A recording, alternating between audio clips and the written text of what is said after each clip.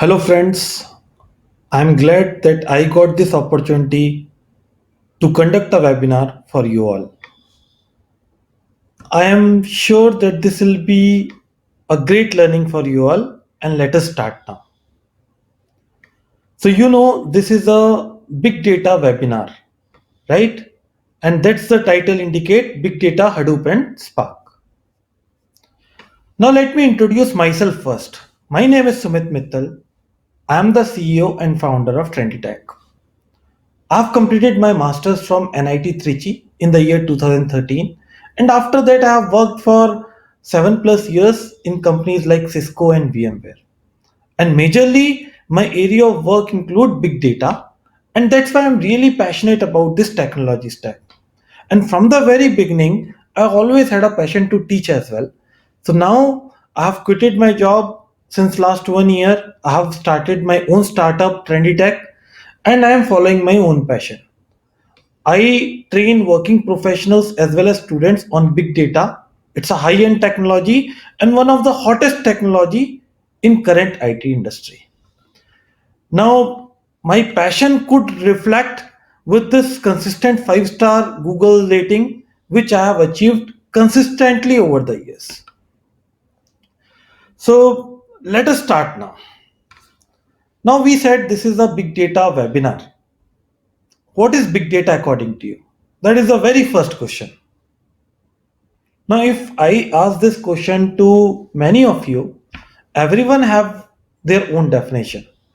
For example, if I ask it to someone, he might say that big data means if the data is so big that I cannot store it on my machine, right?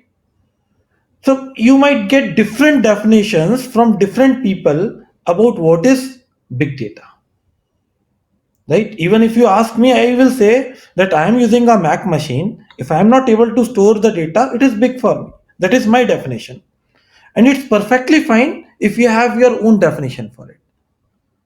But there is one formal definition which has been given by IBM. So IBM gave a formal definition, right? So basically, IBM says that any data which is classified by three V's is considered to be as big data. Now, this is a very famous definition, and let us see what are these three V's as per IBM. Now, these three V's are volume, variety, and velocity. Right? Volume, variety, velocity. What is volume? As the name indicate that the volume of data is probably too huge that we are saying it's big data. The volume is so huge that you might not be able to store it on a single machine, right? So this is what volume indicate. Might be few petabytes of data or few terabytes of data that you are not able to store it on a single machine. That is volume. I mean, it's very easy to understand what is volume. Now, what is variety? When you go to a sweet shop, you say, okay, what all varieties do you have? That means what all kinds of sweets do you have? Similarly, in context of big data also, variety means the same. Different kinds of data. We can have structured data, unstructured data, semi-structured data, right? So let me write it here for your sake. So volume indicates huge amount of data which we cannot store on a single machine. This is what volume means. Now when we talk about variety, it means different kinds of data. And when I say different kind, I would mean structured, unstructured, and semi-structured. Right? These are the different kinds of data. And when I talk about structured data, I refer to my RDBMS tables. right? For example, a table in your Oracle or a table in your MySQL is structured data because data is in the form of rows and columns. Now, what is unstructured? What is unstructured? So, unstructured is probably your images, your videos, even your log files like web server logs. These are also unstructured. So, log files because they do not have any structure. Semi-structured is which have partial schema associated or partial structure associated. For example, it can be your XML, your JSONs, etc. So in your big data environment, you have to handle all this, right?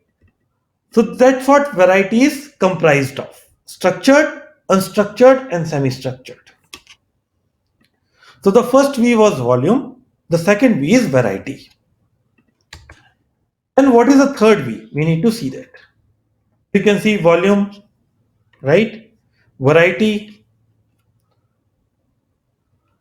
right? You can have a look at this slide which I am showing right now. And velocity. So the third V is velocity. Now velocity refers to, velocity refers to the speed at which new data is coming in. For example, consider you have a system where you are handling 2 terabytes of data. Fine. What if tomorrow new data comes in? I mean, can you discard that new data? No. New data is very, very important and you cannot discard, right? That is where you need to make sure you are handling the incoming data, even though it comes with the increased pace. And that is what velocity refers, the speed at which new data is coming in. And you need to tackle that. Right? For example, consider the example of Big Billion Day, which Flipkart runs, right? So Flipkart gives a lot of deals on Big Billion Days and all.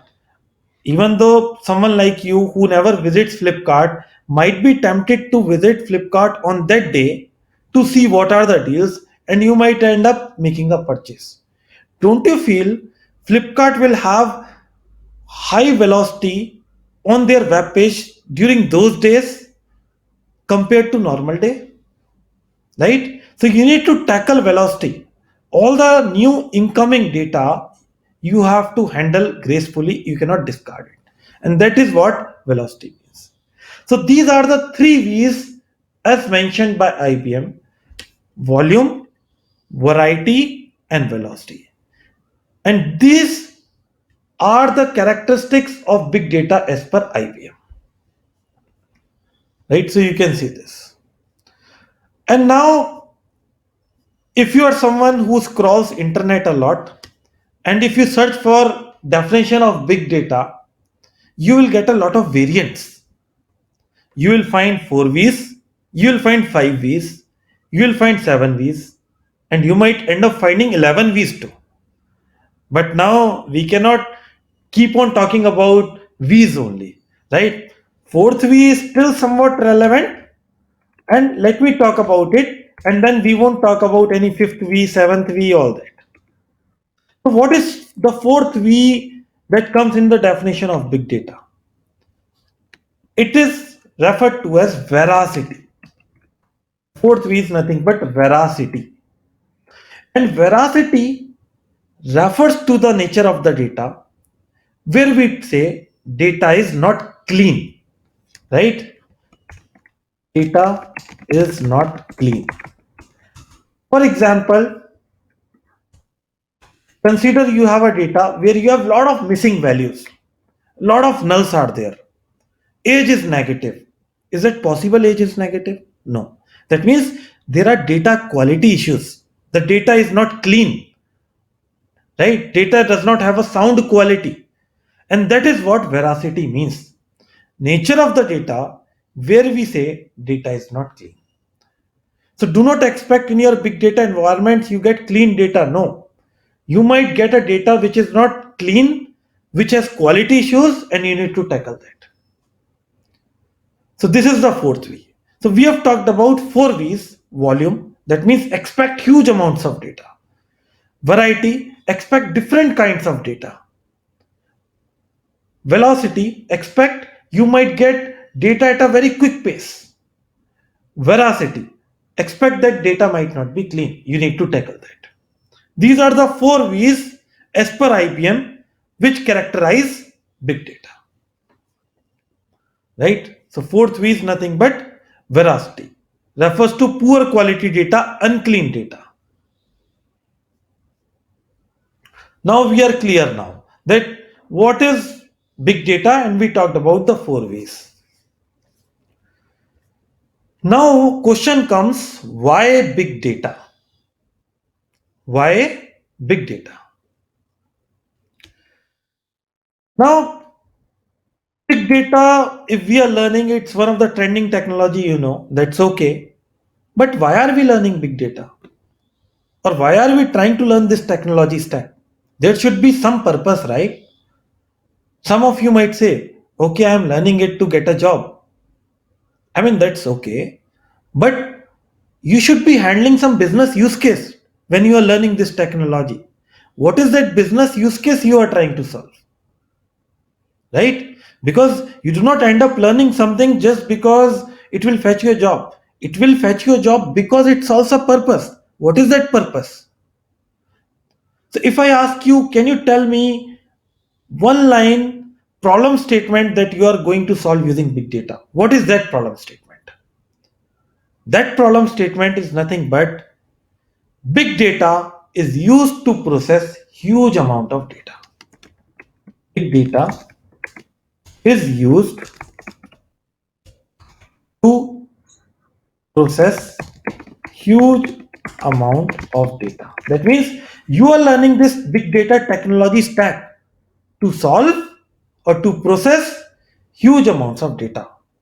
That is the problem statement you are going to solve. So to process huge amount of data which traditional systems are not capable of doing.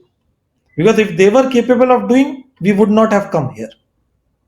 Your traditional systems fail to process huge amount of data, and that's why you are using big data technology stack. That's the one line problem statement, simple. Okay. So you understood, you are learning this in order to process huge amount of data. Now, let me ask you, can you directly process something? No. Before this, there is something that is required and which is very, very important. And that one thing is, first you need to worry about how you need to store the data and then worry about processing. Because without storing, you cannot think of processing your data. I mean, you cannot process your data in air, right? It has to be stored somewhere properly. So before processing huge amount of data, a step comes where you first think that how you need to store huge amount of data. So first step would be store huge amount of data which your traditional systems are not capable of doing.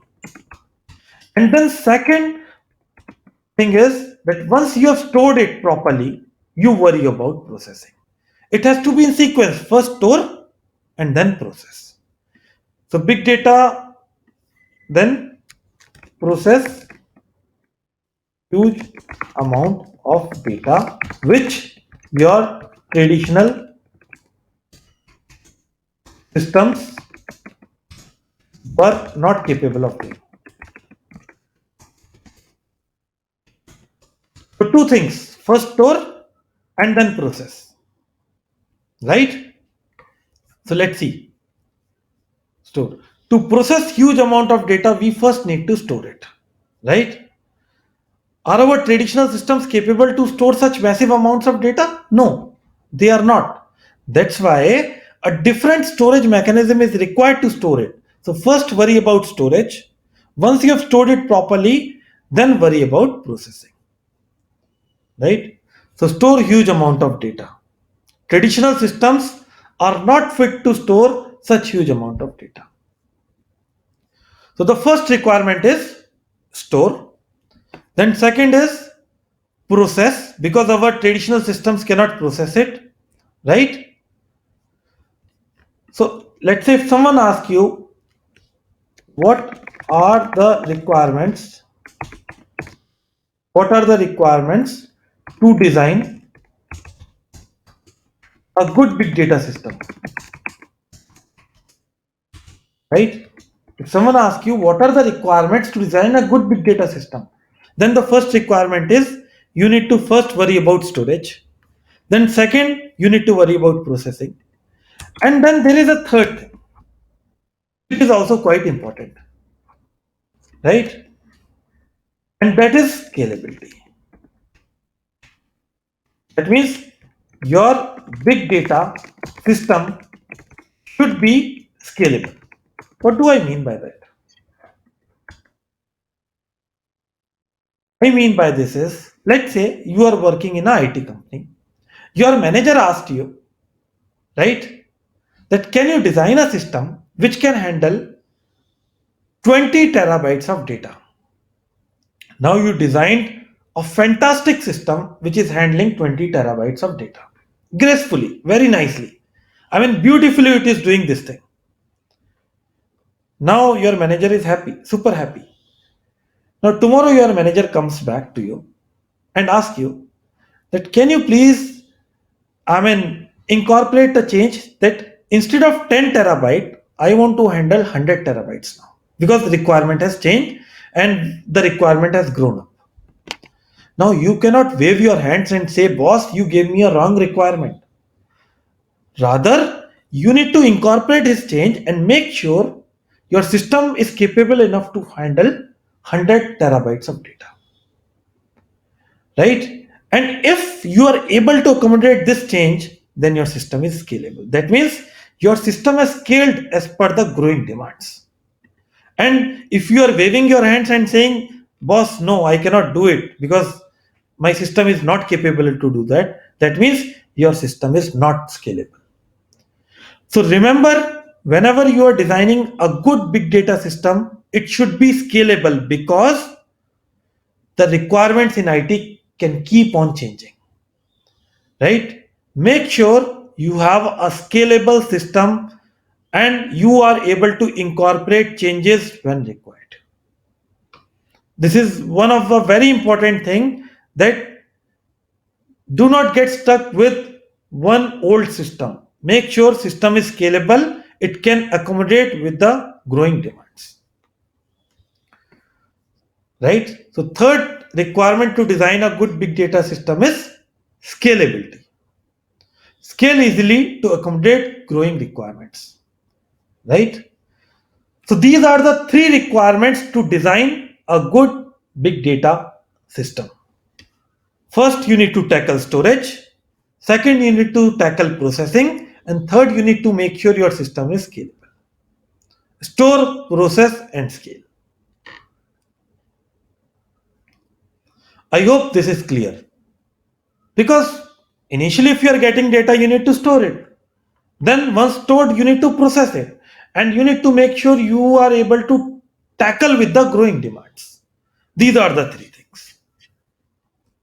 Good. Now, in this store and process might seem to be very, very obvious. But let's talk little more on scalability. So when I talk about scalability, let me talk about a fact that a system can be designed in two ways. There are two ways to design a system or to build a system. One is a monolithic style and other one is a distributed style. Now we need to understand what is a monolithic system and what is a distributed system. Most of you might be already aware of it, but let me still recap about it. Monolithic system, as the name suggests, mono means one big powerful system. Remember, it is just one system but will be powerful system. holding lot of power, trying to act like an elephant, right? Holding those many resources, right? On the other hand, distributed means multiple smaller systems. Monolithic means one big powerful system. Distributed means multiple smaller systems. And each system technically is called as a node, right? So, for example, you can see here we have six nodes, and this together is called as a cluster. So, we have a six node cluster in this case. Now, each node is not as big as this monolithic system. Ideally, in monolithic, we have one system but very, very powerful, and in distributed, we have multiple smaller systems, a cluster of smaller systems, right? Now, before going further, let me talk about what do I mean by resources. When I say resources, I basically mean three things. Number one, I mean CPU. For example, you relate it to your laptop. In your laptop, you might have, I mean, 2.31 gigahertz dual core processor, quad core processor, right? So that is nothing but two cores, CPU cores, right? Then we have your RAM, right? For example, in your laptop, you might have 8 GB RAM. And then we have hard disk. For example, you might have 1 TB hard disk, right? Now, technically, this CPU cores is called as compute, right? Compute resource. RAM is called as memory, and hard disk is called as storage. Basically, compute, memory, and storage, these are the three kind of resources available on machines, right? So generally, when I talk about resources, I mean compute, memory, and storage. I hope you are clear. Now let us talk about which system is better, monolithic or distributed. Now I know most of you will say distributed, but I'm sure you might not have a very convincing answer, right? Now let me give you a convincing answer why distributed is better when dealing with big data. So consider you have a monolithic system. Monolithic, that means one system. Now this system has, let's say, 64 GB RAM, right? And it has, let's say, 5 TB hard disk, and it has 16 cores CPU. Okay. Now this is gracefully able to handle, I mean, some amount of data. Now what if your requirement increase 4 times tomorrow? Then what you will do? I mean, it becomes really very, very challenging to add more resources on this system, right? It becomes very, very challenging. And even if you are able to add more resources to this system, then the performance won't be adequate. What I'm trying to convey is, consider to this system, you have given some X amount of resources and you are getting a performance of Y. With X amount of resources, you are getting a performance of Y. Now, what will happen, or what you want to do if you want to get 2Y performance? That means if you want double the performance, what is required? Now you might say, I will double the resources or I will invest twice in the system and my performance will get double, right? Okay, might be, that's fine.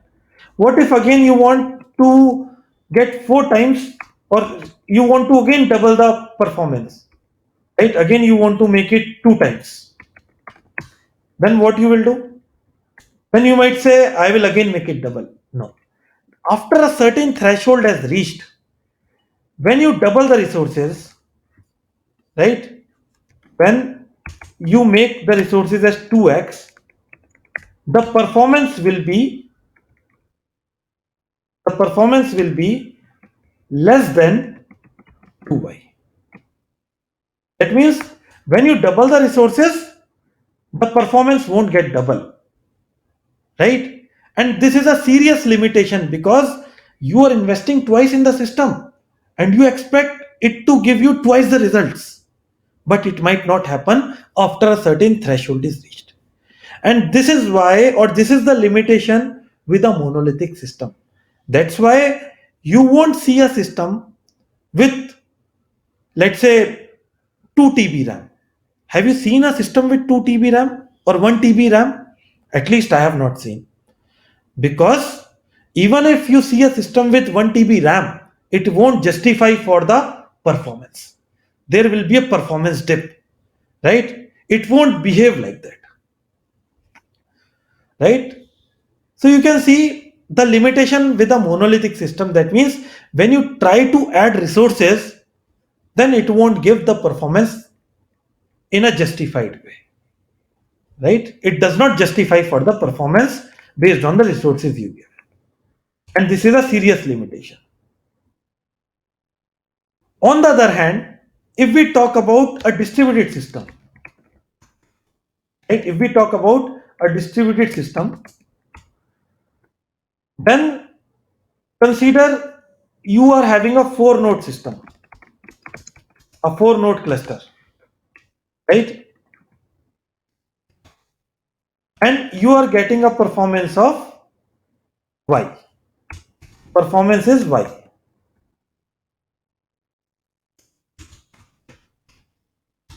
Now, what if you want to get 2y performance or double the performance? As simple as that, you need to double the number of machines. That means instead of adding more resources in one machine, you increase the number of machines. So what you need to do is to double the performance, you need to double the number of nodes, right? So make it 8 machines. If you again want to double, make it 16. If you again want to double, make it 32, right? If you again want to double, make it 64, like that. So this is a truly scalable model, right? So distributed is a truly scalable model where instead of adding resources to one machine, you keep on adding more machines, right? And by the way, in monolithic, when we keep on adding resources to a single machine, it is called as vertical scaling. In monolithic, when we keep on adding resources to same machine, this is called as vertical scaling, which is not true scaling because it does not scale after a certain point. And in case of distributed, we get horizontal scaling because we keep on adding new machines horizontally, and this is true scaling. I hope you are clear. So you can see this in monolithic. If we, let's say, have resources RAM, hard disk, and CPU, right? If we double the resources, will we get double the performance? No. And that's why I'm saying it is not scalable. A scalable system is the one where if I double the resources, I get double the performance, right? In case of distributed system, if I add more machines, I will get more performance. If I double the machines, I will get double the performance. And this is why I say it's a truly scalable system, right? So in monolithic architecture, whatever scaling we say is vertical scaling and is not true scaling. And in distributed architecture, whatever scaling we get is horizontal scaling and is true scaling. So I hope you are clear. So which one is good now?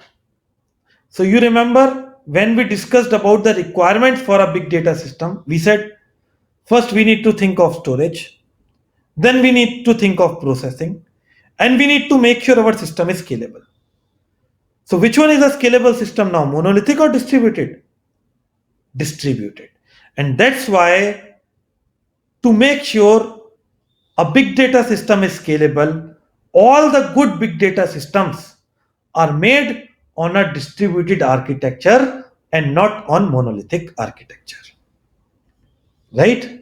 And that's what is a perfect fit for big data systems.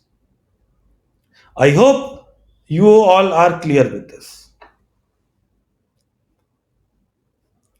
So that is why all good big data systems are based on distributed architecture. So I hope with this we are good, right? Now let us continue our learning and let us ask a question, what is Hadoop? I know many of you are waiting for this because Hadoop is something which you have heard and you are curious to know what is Hadoop,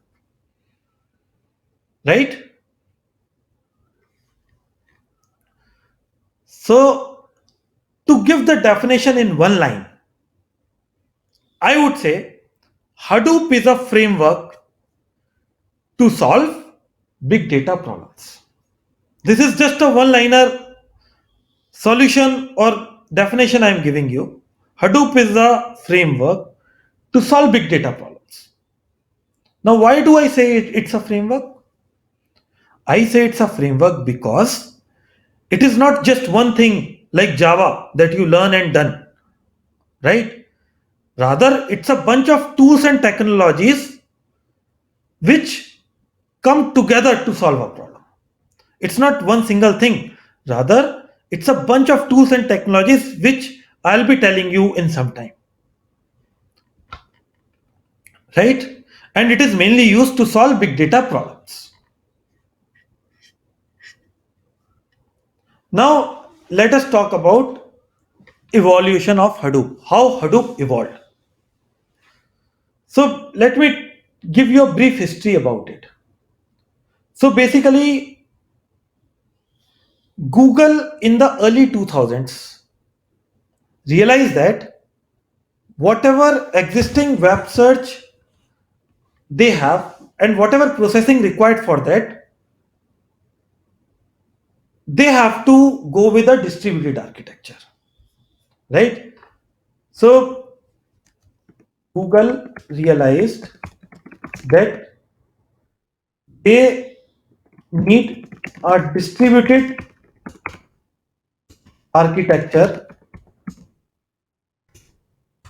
to tackle their web search requirements. This was in the early 2000s. Google realized that.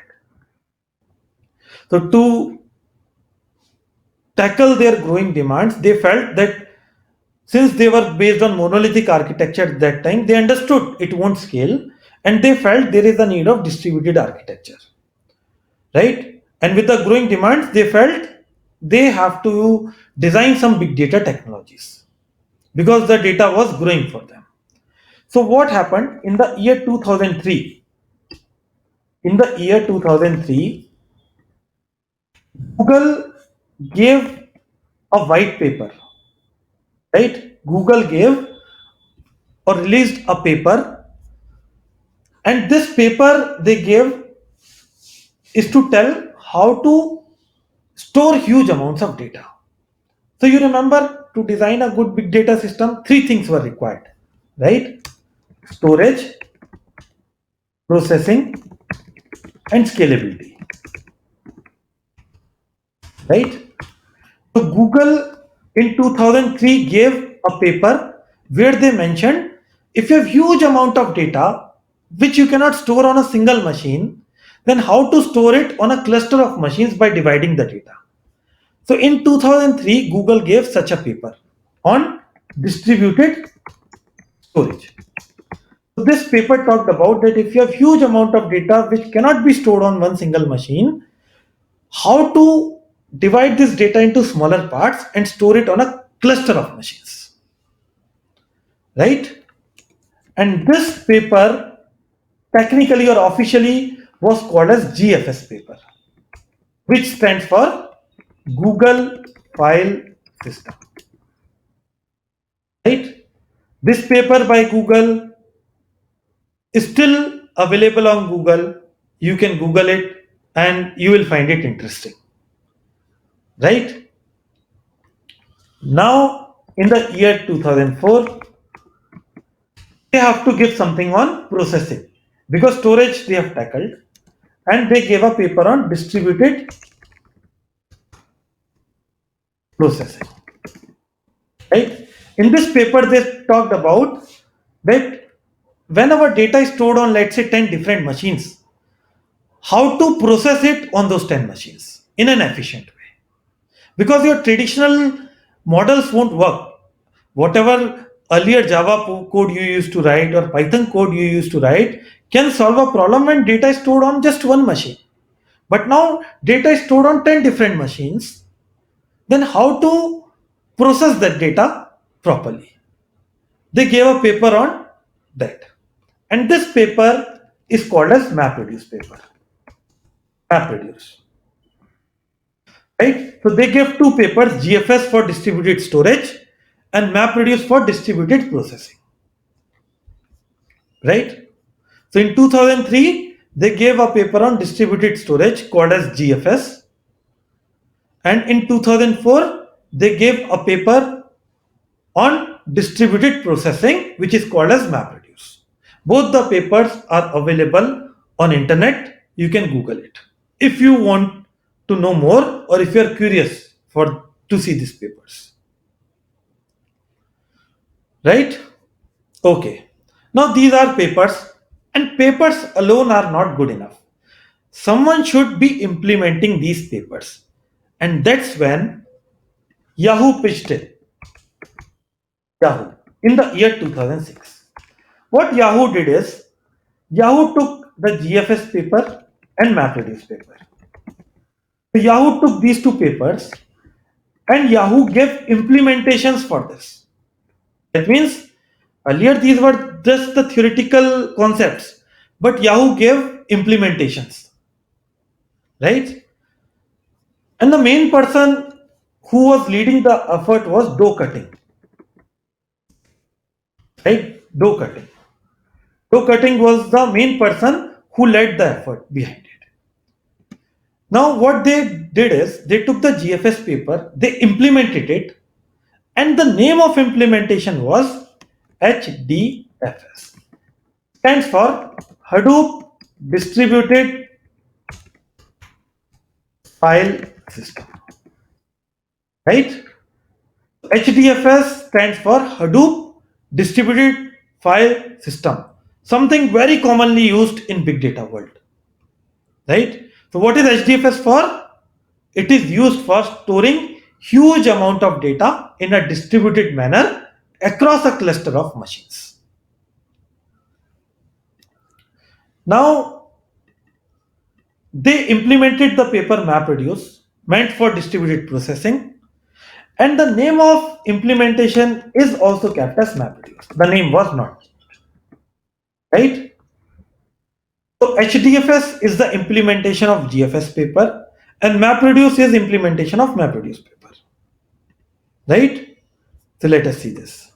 So Yahoo took these papers and implemented it. The implementation of GFS was named as HDFS, stands for Hadoop Distributed File System, and the implementation of MapReduce was named as MapReduce, unchanged, right? And these two, HDFS and MapReduce, forms the core components of Hadoop in first version. of Hadoop. That means the first version of Hadoop has two core components, HDFS and MapReduce. Let us see this. So Hadoop 1.0 has two core components, HDFS for distributed storage and MapReduce for distributed processing. These are the two core components of Hadoop, right? Now, in the year 2009, it came under Apache Software Foundation, known for its open source. And I hope you know what is the meaning of open source. Now, do not tell that it means free. Of course, it is free, but also it means that the source code is available publicly. You can feel free to contribute to it, make changes to it, customize it as per your requirements. Right? So, Hadoop is under Apache Software Foundation. I hope it is clear that Hadoop 1 has two core components, HDFS and MapReduce. Now, do not tempt to say HDFC. It is not HDFC, it is HDFS. I see many of the people who are new commonly make this mistake by saying HDFC, HDFC, right? So the entire impression goes down when you say HDFC. It seems that you are very new to it. Okay. Then what happened? In the year 2013, they felt that this Hadoop 1 has some limitations, right? And they came up with major performance enhancements. And they released the second version of Hadoop, right? So what happened? In Hadoop 1, they felt that there is a limitation. That's why they came up with Hadoop version 2. Right? Now the limitation what they felt is they felt that Hadoop 1 has two core components, HDFS and MapReduce. I will just write MR. It is not Mr. It is MapReduce. Right? For my convenience, I have written it in short. Now, what they felt is this MapReduce component is a very bulky component and has to do a lot of work. Now, if someone has to do a lot of work, they might get overburdened. I mean, consider a case like Virat Kohli, is a very good player. But can you expect him to do the entire work of the team? No. He will get overburdened and again won't perform well in that case. Right? That's what happened. They felt this MapReduce is doing more than what is required. So what they did is they felt that can't we divide MapReduce into two parts? Or can't we take some of the functionalities of MapReduce and give it to a new component? That's what they did in Hadoop version 2. So HDFS is almost like this. And this MapReduce they broke down into two parts. One is still called as MapReduce, but with lesser features. And they introduced a new component called as Yarn. Right? That means some of the functionalities of MapReduce were given to Yarn. And Yarn stands for Yet Another Resource Negotiator. Right? Yarn stands for Yet Another Resource Negotiator. Now, what is HDFS for? What is HDFS for? HDFS is for distributed storage. That means it will store your data. Now, what is MapReduce for? It is for distributed processing. That means you will write some code and all, and it will execute. Then what is Yarn? Now, let me ask you, what is Windows on your system? You will say it's an operating system. Correct. What is the role of operating system? The role of operating system is to manage the resources, right? Is to make sure the resources are used in best possible way. A resource manager. Similarly, Yarn is also like an operating system, managing the resources for you. But again, it is not sitting just on top of one system. It is sitting on top of multiple systems, monitoring the resources of all the systems, or managing the resources of all the systems, not just one. So I would say Yarn is like an operating system in a distributed environment, right? You can compare it with your Windows. Windows is for just one system. Yarn is sitting on top of multiple systems, managing the resources underneath, right? And will make sure the resources are used in the best possible way. And that's why the name resource negotiator. Because if someone needs resources, they will negotiate the resources from Yarn because Yarn will be allocating the resources. So I hope you are clear with this. And this is the Hadoop evolution. In 2003, we got HDFS, GFS paper. In 2004, we get MapReduce paper. 2006, Yahoo implemented it. 2009, it came under Apache Software Foundation. And 2013, Hadoop 2.0 came into picture.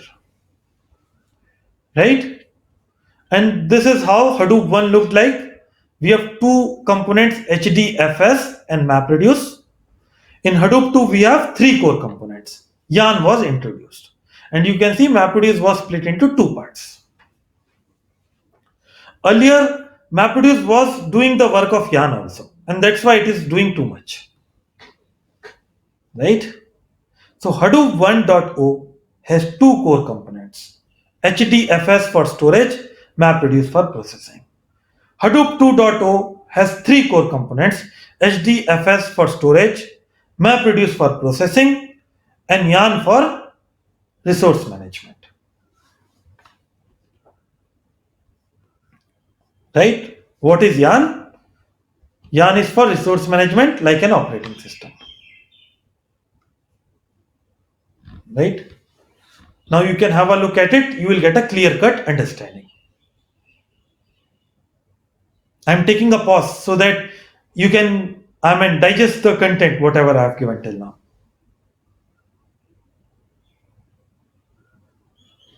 Right?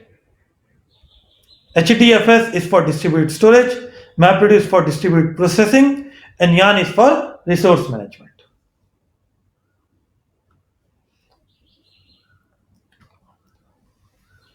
Now there are a bunch of ecosystem technologies which surround this Hadoop core. We have talked about three core technologies, that's fine. But there are a bunch of ecosystem technologies that surround the Hadoop core. So you can see this. So at the heart of it, we have the Hadoop core, where we have three core components, HDFS, MapReduce, and Yarn, right? And a bunch of ecosystem technologies surround it. Hive, HBase, Coop, Oozie, Pig, Spark, and there are many others. Now, what is the purpose of these ecosystem technologies? We need to understand that. And let us take it one by one. Let's start with Hive. Now, before talking about Hive, let me tell you, for processing, which is the core component here, it is MapReduce, right? So MapReduce is for processing.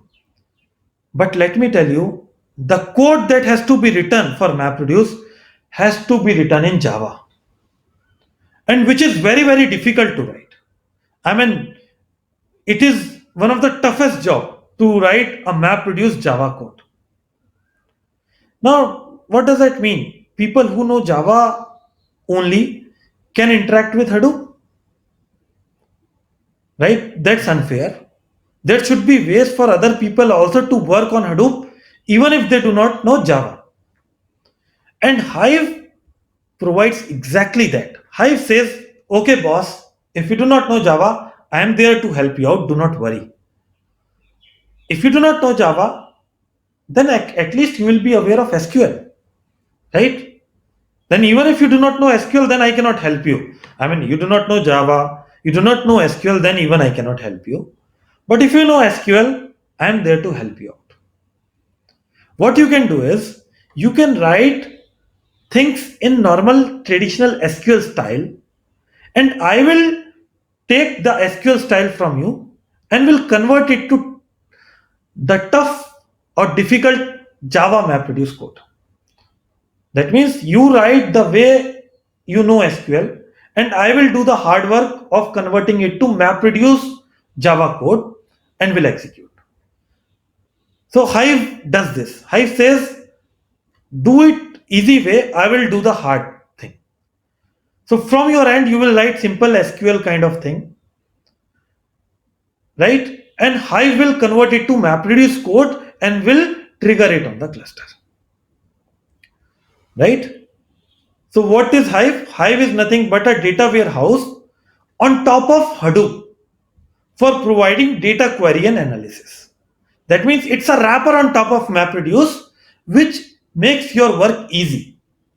Earlier you have to write 100 lines of Java code, but now you are writing one line of SQL kind of thing, which is easy. Writing one line of simple SQL is easy, or writing 100 lines of Java code is easy. Even if you are a hardcore Java developer, you might think, okay, let me also write one line of SQL, right? So Hive is given to make the life of developer easy, right? So I hope you can understand this. And just to let you know, Hive was developed by Facebook, right? Hive is given by Facebook. And Hive is very, very important from an industry perspective. They ask a lot of optimization techniques inside it, right? But the only purpose of Hive is to ease the work of a developer. Instead of writing hundreds of lines of Java code, you can write few lines of SQL kind of syntax, and this will make your life very, very easy. But again, underneath it is a MapReduce job. Okay, you understood Hive. Now let's talk about Pig, right? Let me tell you first of all, in industry, Pig is not used today. Now I'm sure many of you might not even listen what I will say, right? Because you know in industry it is not important and you might skip this. But at least you should have a slight idea that Pig is a scripting language, just like your shell scripting or something. And the only purpose Pig is used is to clean the data and convert it from unstructured form to structured form, right? For example, you have a log messages which is unstructured data. You might want to create a table out of it or create a structure out of it. You can use Pig script to do that, to convert from log messages to a table, unstructured to structured. Also, if you feel your data has some quality issues or you want to clean your data like ETL operation, you can use Pig to do that. Again, Pig is also MapReduce internally, right? Feel free to write 200 lines of Java code for one line of simple Pig script if you have a lot of time, right? No one prefers writing MapReduce code because you end up writing hundreds of lines of MapReduce Java code, which is very, very tricky in industry. That's why you end up using these ecosystem technologies which ease out your work. So you have understood Hive, you have understood Pig. Now many people compare whether Pig is better or Hive is better. Let me ask you, what do you say? Is Pig better or Hive better? Think. What's the answer? Some of you will say Hive is better because Pig is not used. No, that's not the answer. The answer is it's like comparing apples with oranges. You cannot compare pig and hive. Both are for two different purposes. I won't say both of them compete with each other, rather, both are friends and complement each other. For example, when you are getting your data, you might want to clean your data using pig. You might want to create a table out of it using pig. And then Hive knows how to deal with tabular data in easy way. Then Hive will take it from there and do whatever you want. That means use first, pick first to clean the data, to convert it to a structured form, and then use Hive to process that. Both are helping each other out, both are complementing each other rather than competing with each other, right? So understand that we cannot compare these two, both are for two different purposes.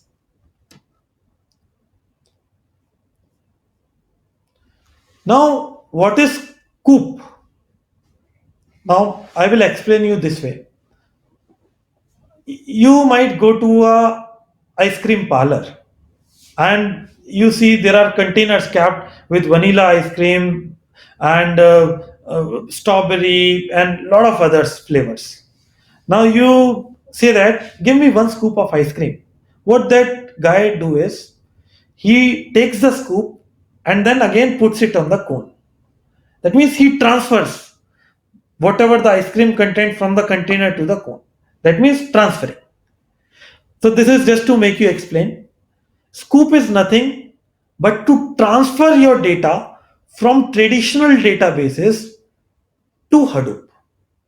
Consider you have data in your Oracle database, employee table.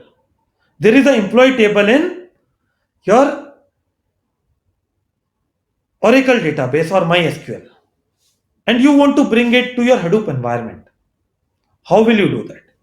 Using Scoop. Also, you can transfer the data from your Hadoop environment to your databases. So it's a bi-directional connectivity from traditional databases to Hadoop or Hadoop to traditional databases. Right? So that's what Scoop is. So you can see a command line interface for transferring data between relational databases and Hadoop. Right? Now, what is HBase? HBase is a NoSQL column oriented database which runs on top of Hadoop. Right? It's like MongoDB or something. You might be aware of MongoDB. That's why I'm comparing. It's like a NoSQL distributed database running on top of many machines. Right? Now, that is okay. You understood that it's a NoSQL distributed database. And what is the need of database here? Why do you need a database on top of Hadoop? That's the question. Right? Now, before talking about it, let me talk about two things. There are two things. One is processing and other one is searching. Can you tell me the differences between processing and searching?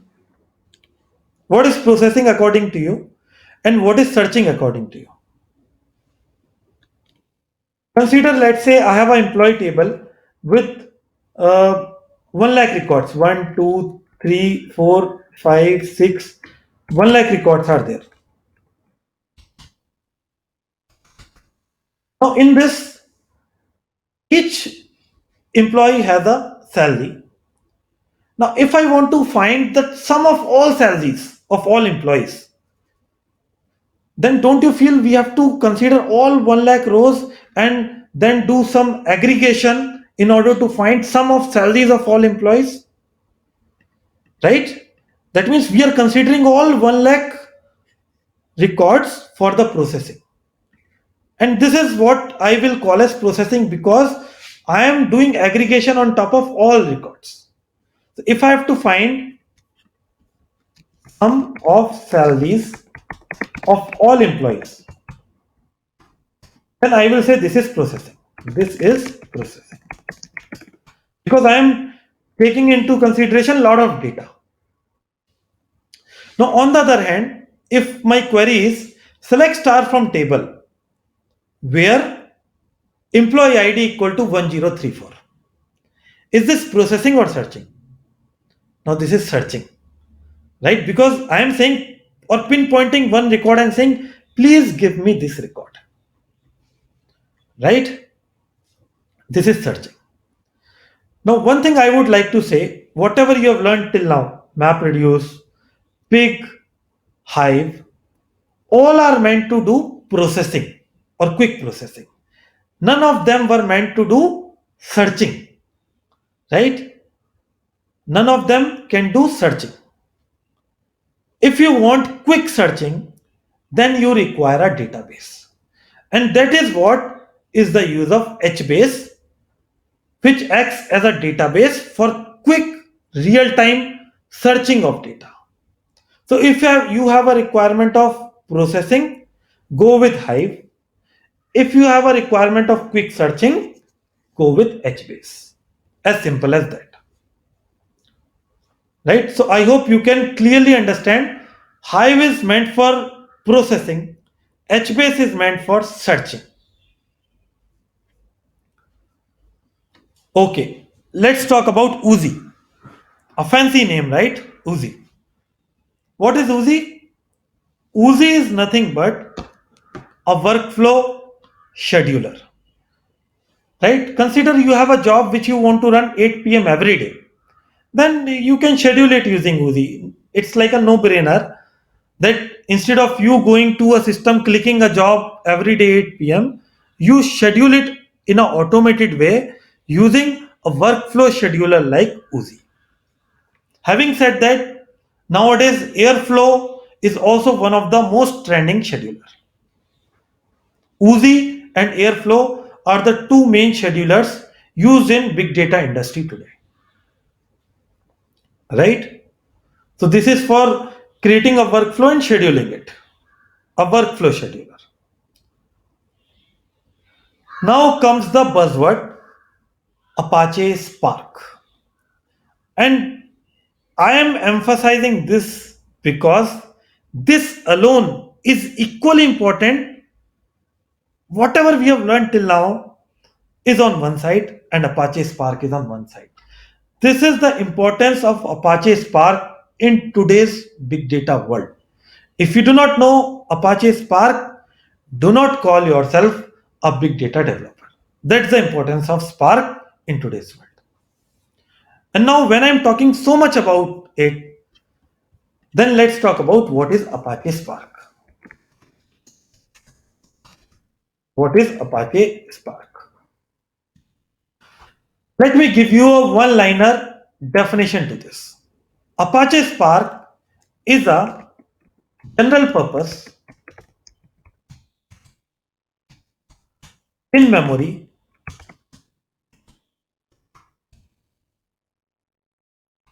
compute engine. I'm using three keywords here. Spark is a general purpose in memory compute engine. I will explain you this now. First, I will tell you what do I mean by compute engine. Right? Apache Spark is a general purpose in memory compute engine. Now, when we talk about Hadoop, what are the three core components?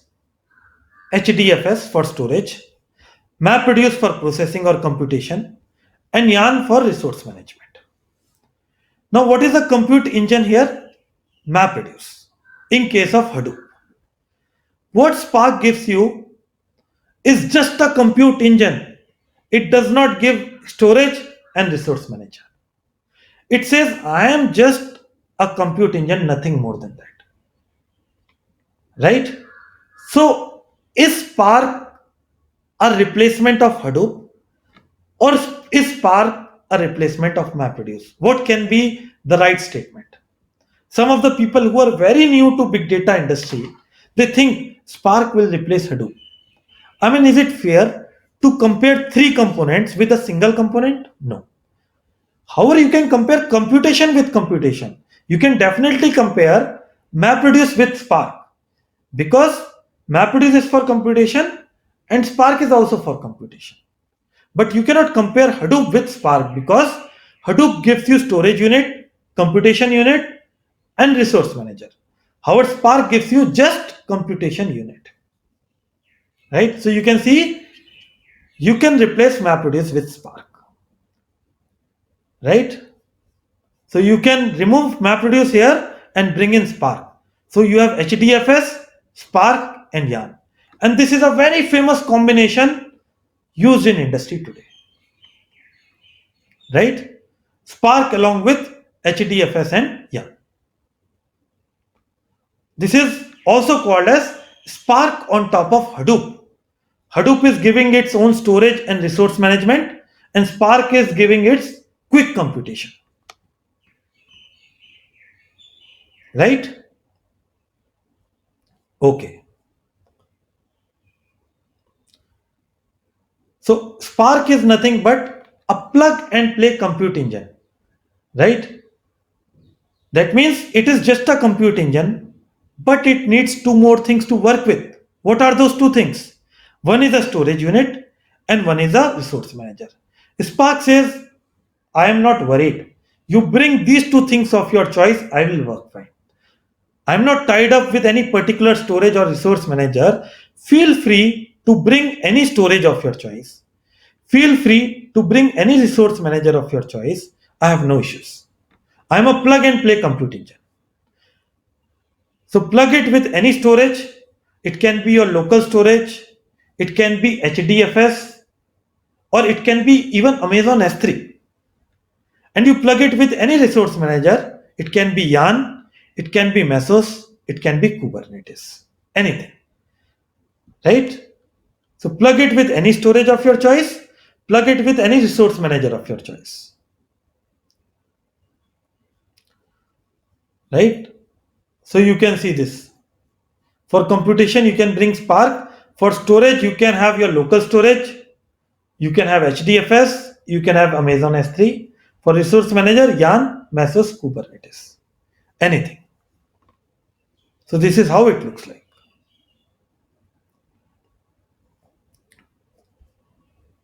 Right? And the current industry trend is for storage, they use HDFS from Hadoop. For resource manager, they use Yarn from Hadoop. And then they bring in Spark for computation because Spark is better than MapReduce. Right? So this is one of the industry trend. And this is also called as Spark on top of Hadoop.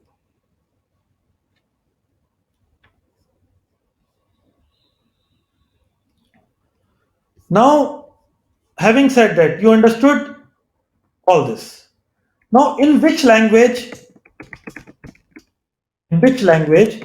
we need to write the Spark code? Just like MapReduce code was written in Java, in which language we can write the Spark code?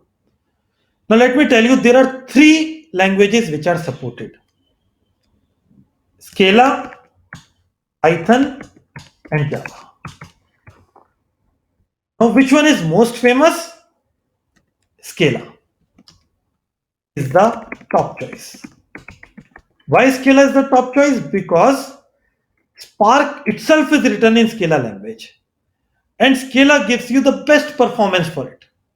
Any new feature releases also will be available for Scala first, right? So Scala gives you the best performance among all. And the second preferred language is Python. Java is the least preferred. So I would say if you are getting 10 job, opportunities, if you see, 6 of them will ask Scala and 4 of them will ask, or 3 of them will ask Python, 1 will ask Java. So Scala is the top choice because Spark itself is written in Scala. Right?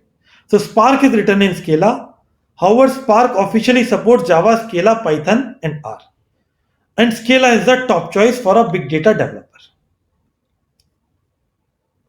Right?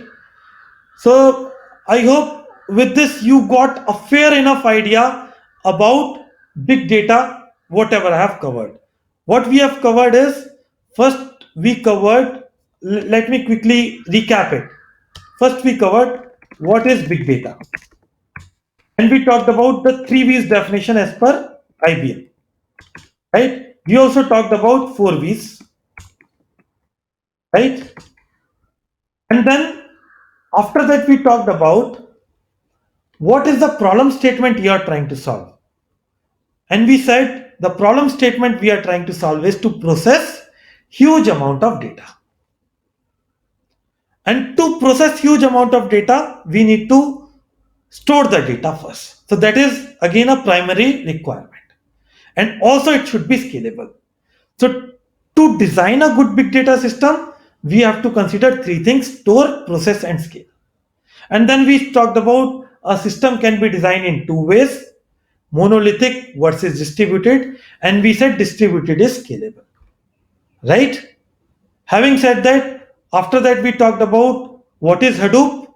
We talked about the evolution of Hadoop, right? We talked about Hadoop 1 core components, where we have HDFS for storage and MapReduce for computation.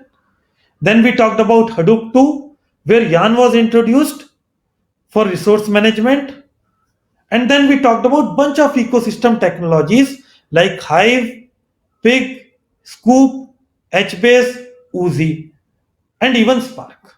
And Spark is something which is very, very important and is an alternative or replacement of MapReduce. Right? Spark is the buzzword in today's era. Right? So you remember I said Spark is a general purpose in memory compute engine. So you understood it is a compute engine purely. And since it is in memory, it is 10 to 100 times faster than MapReduce. Just because it is in memory. And why I say it's general purpose? Because you can do much more than map and reduce. A lot of other things are supported now, right? That's why it is much more generic in nature. You do not have to just bound yourself to map and reduce. So MapReduce is something which is very, very fast, which is much more generic and is the trend of today. Something which in interviews is asked a lot. A lot of interviews start on a Spark and end on Spark. That's how the importance of Spark in today's big data industry. So I hope you are able to understand this well. Now, again, I would, as I mentioned, I offer trainings for industry experts as well as students on big data. I would tell about my course. I've been conducting this course for last 3 years now, and I have a consistent five-star Google rating. If you see, and it's a 16 weeks extended course. I have mentioned 15, but now it's extended to 16 weeks. It's a full-fledged 4 months course, 150 plus hours of quality learning I provide, which includes bunch of projects and assignments and assessments, interview series, lot of other things. So it's a full-fledged course. If someone do this, they are prepared to crack topmost companies. I mean, in case if you are looking for it, you can approach me. I can guide you definitely. Right. So this was about my course that I offer. Right. And here are my details. If you want to connect with me on LinkedIn, here is my LinkedIn ID. I have a website called as bigdatabysumit.com. If you want to visit, this is my phone number. If you want to reach me out for any doubts or any help you need, my email ID. And also I have a YouTube channel with the name Trendy Tech, where I keep on uploading new videos. So with this, I have covered what I wanted to cover, and I hope you have liked the session. I would like to conclude now.